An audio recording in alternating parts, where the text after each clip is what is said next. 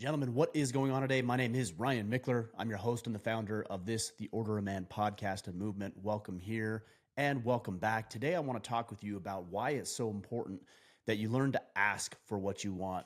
Too many of us as men are passive, we're complacent, we just get by. We hope that things are going to fall into our laps, whether it's a business proposition, a promotion, a raise, starting a business, asking a woman on a date, relationship building. We assume, I guess, that people are going to read our minds. And the reality is they're not.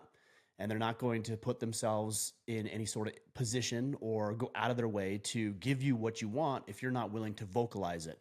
And I've seen a lot of men fall short of what they want because they don't ask.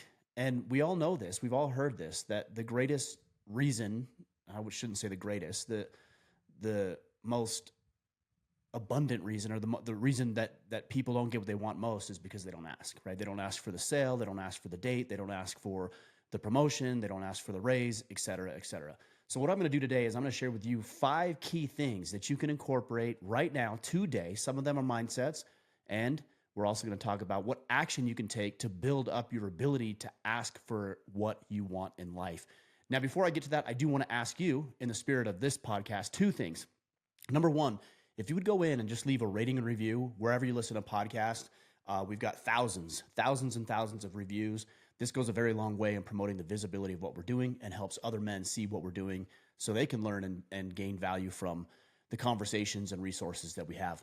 Number 2, we have our very first event for 2024, which is available now. This is the Order of Man Uprising. It's 20 men. We've already got 12 spots filled.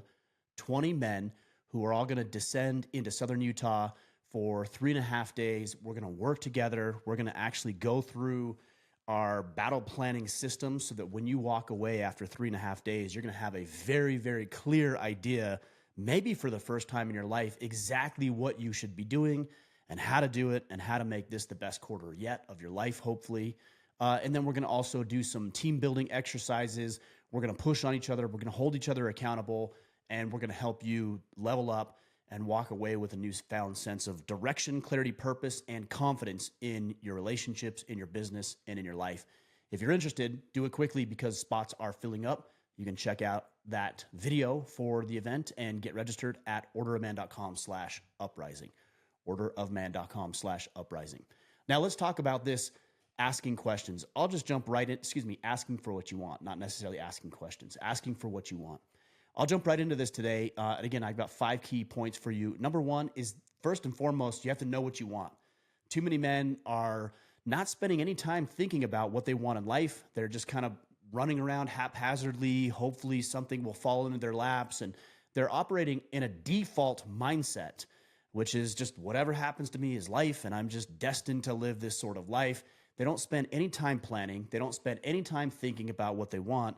And from a tactical perspective, what I would encourage you to do, because we know this, the data suggests that those individuals who write down their goals and desires and dreams are significantly more likely to accomplish those things.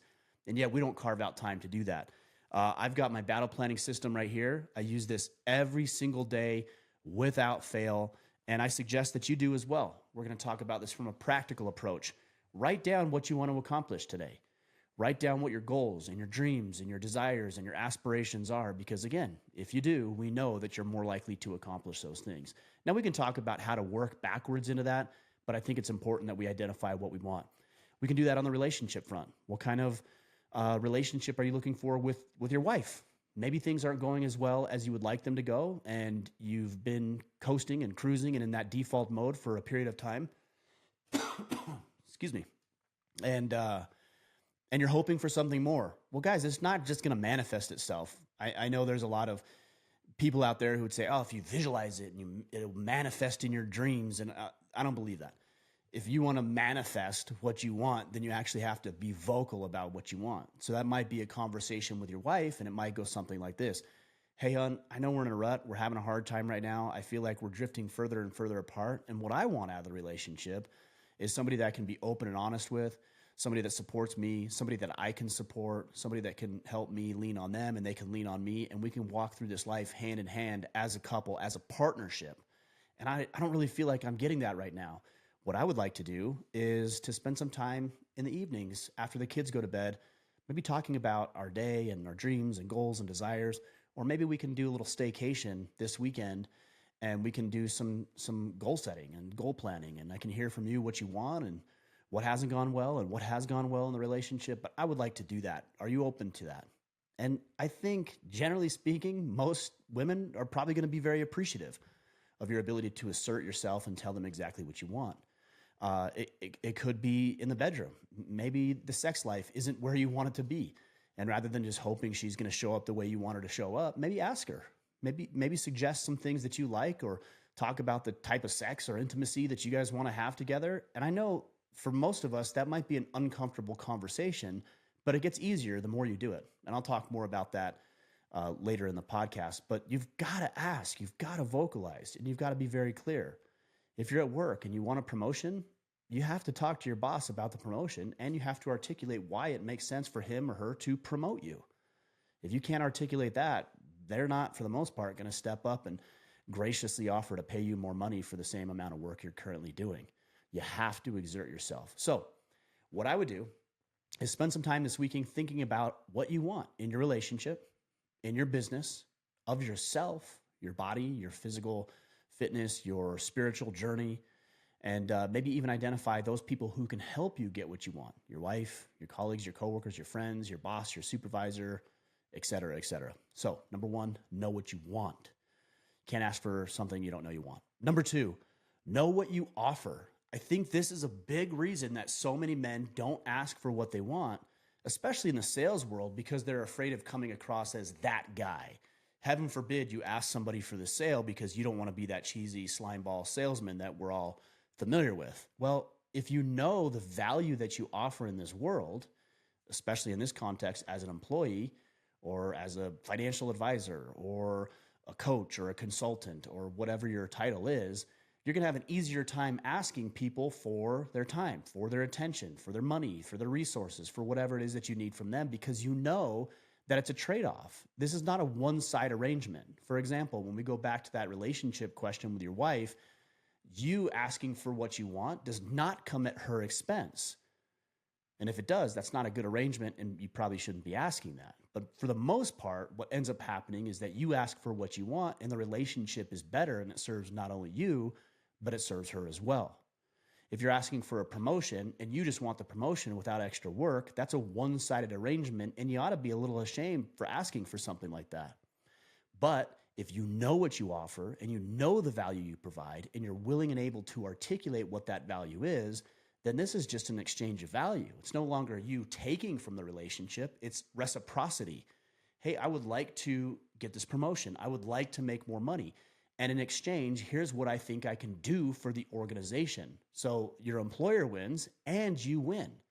We're looking for win-win environments, win-win situations, and knowing what you offer to other people is going to play a huge part in that. Now, if you don't know what you offer, or you don't think you offer anything, you're really not in the position to ask people for them to sacrifice for you. Think about what you offer and have some confidence in your abilities, your skill sets, and your desire to move forward. Now, look, if you're not confident with where you are right now, let's say in a professional environment, and therefore you don't feel confident asking for a promotion, then the first step, and this is as a bonus, is develop a skill set. Learn how to sell, learn how to add value to the organization, learn what the organization is about. Go to courses, purchase courses, go to conferences, I should say. Purchase courses, learn everything you can, get designations and degrees and credentials, because that's going to help you get exactly what you want. Not through osmosis, not by somebody recognizing it, but you having the confidence in yourself to ask exactly for what you want. Guys, number 3, I don't want you to attach your worth to rejection, because many of the times when we ask for what we want, we get rejected. And then what do? We pout and we moan and we bitch and we complain and we gripe and we feel sorry for ourselves. That's not what we're going to do. If you are going to take that path, then you're less likely to ask people for what you want, because you know it has a consequence that you're not really willing to deal with.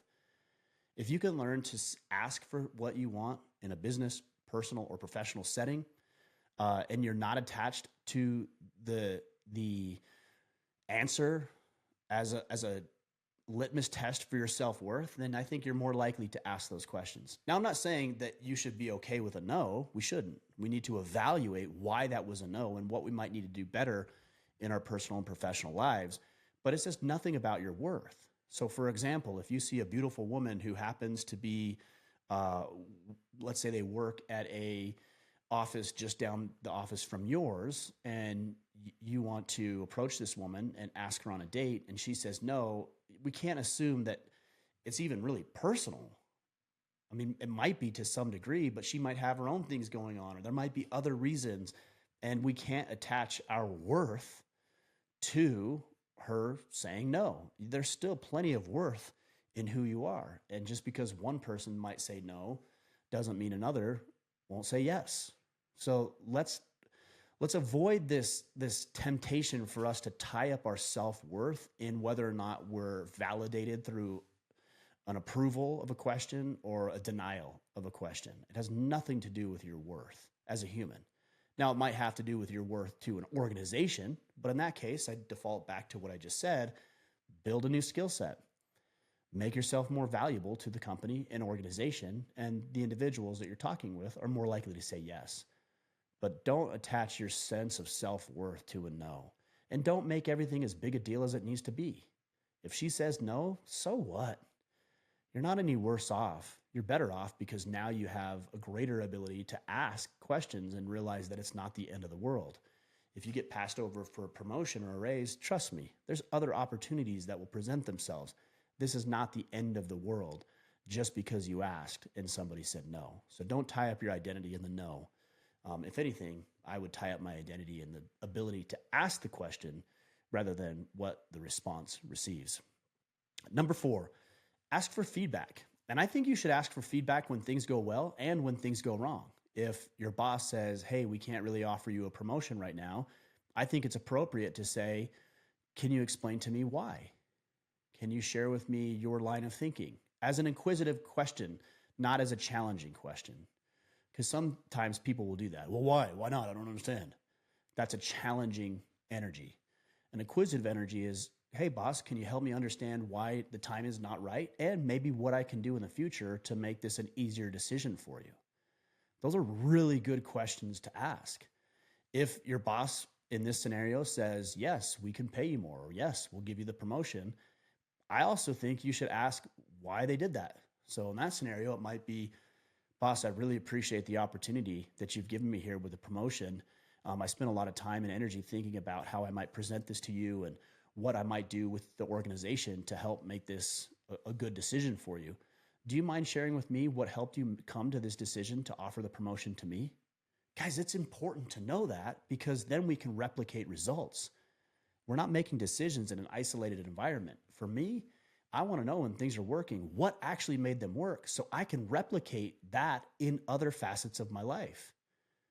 If I get a promotion, I need to know what was enticing about that offer that made my boss say yes so that I can actually go out and do that with my clients or do that in my personal relationships. Always ask for feedback. And again, the caveat there is not as a defense mechanism, not being defensive or challenging in any way or confrontational, but inquisitive. Inquisitive. You come with that energy and you'll ask the right questions.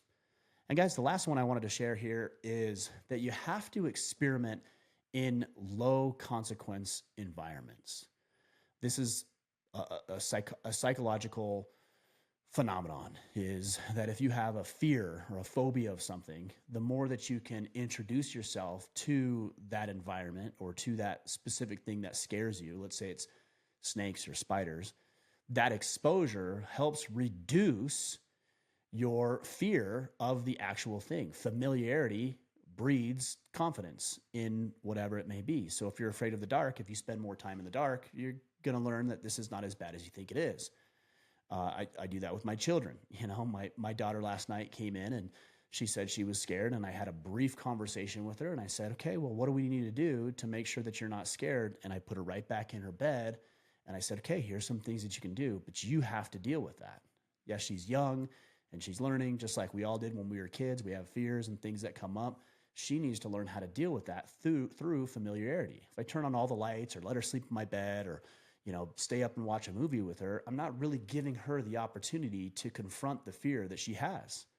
Same thing with women. Guys, if you're afraid of asking women on dates or being around attractive women, then you have to put yourself in environments where attractive women are, where you will converse with them. Because if you learn to be around them, it won't be as intimidating when you actually decide to muster up the courage to ask one of them out. So, what I would suggest, and this is very tactical advice, is that you begin to do something very, very simple, but also very challenging. For the next 30 days or week, I would say, you can pick for yourself, but maybe for the next week, decide that anytime you're going to purchase something, that you always ask for a discount. That seems small. That doesn't seem like a big deal. Seems like it's easy to do, but trust me, that's a lot harder in some cases and for some of you than it is for others.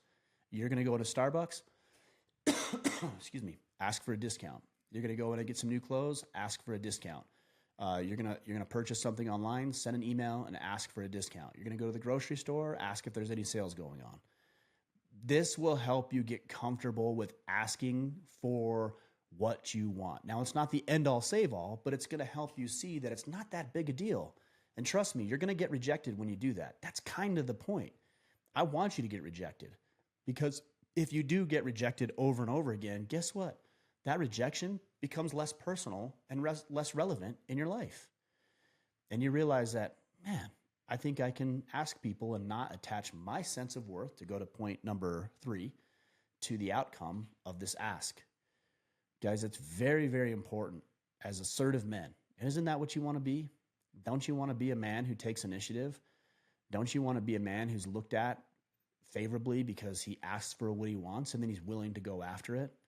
Don't you want to be a man who's capable of developing new skill sets and recognizing what he wants, asking for what he wants, and then pursuing the result? That's the kind of man I want to be. And in order to do that, it's as simple as asking for it. Please never make the assumption that somebody's reading your mind, that somebody's going to bend over backwards to give you what you want without you acknowledging what it is you want. These are very simple things that will pay huge dividends in your life if you apply. Simple, very simple, but sometimes we overlook the simplicity of these types of things because we're going for the big thing. We'll go for the big thing for sure. But right now, I just need you to get the base hits. I just need you to have a good swing, a good solid swing, and I need you to produce every single day. And eventually, you'll make contact and you'll hit one out of the park. But for now, the small, very simple fundamentals of asking for what you want is going to help you yield bigger and bigger results in your life. And it's going to help you feel more fulfilled and satisfied because you're actually achieving what you desire. So let's recap and then we'll shut it down for today. Again, this is the art of ask. Number 1, know exactly what you want. Get familiar and specific on what it is you want. Write it down every single day so you can accomplish that. Number 2, know what kind of value you offer. And if you don't feel like you have value to offer, begin to put yourself in a position where you are a valuable add to the environment or a relationship or the business or the organization. Number 3, do not attach your worth, your sense of self-worth, to rejection. A rejection is a no. It's just a word. It's nothing more than that. And you're making up all sorts of stories about what the no means. So for example, if you see a beautiful woman and you ask her on a date and she says no, you can make the story that you're ugly, that she doesn't find you attractive, that she thinks you're a loser. Those are stories you could make. Or, I don't know, maybe she's already in a relationship.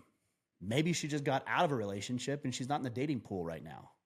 Those are also stories. We don't know if that's true, but if we're going to make up a story, it might as well be one that doesn't make you feel bad about yourself, because everything else is a lie until you know for sure why it was a no.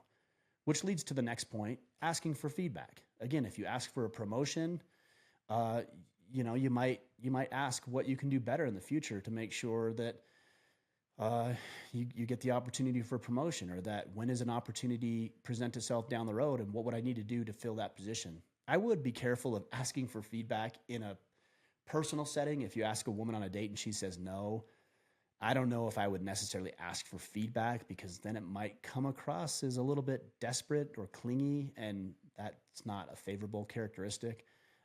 But you might ask a female friend that you have what she thinks about how you present yourself, and maybe she'll give you some honest feedback so that you can use that for approaching women in the future. And then the last point I made here is experiment with asking for things in low consequence environments. So asking for discounts, asking for sales, learn to get familiar with rejection, be comfortable with it, get rejected every day. If you do that, getting rejected tomorrow isn't that big a deal. So there's my advice to you guys. I hope that serves you. I hope that helps. This is the art of the ask, and I would love to see more and more of you guys asking for what you want in life, because we all know you don't get what you don't ask for.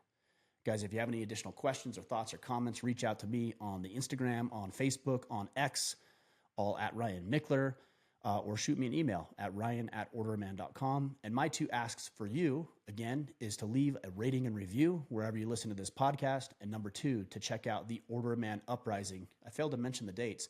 It's May 2nd through the 5th, 2024. May 2nd through the 5th, 2024. We have 8 spots available. You can check that out at orderaman.com/uprising. All right, guys. You have your marching orders. Go out there, take action, make the ask, and become the man you are meant to be.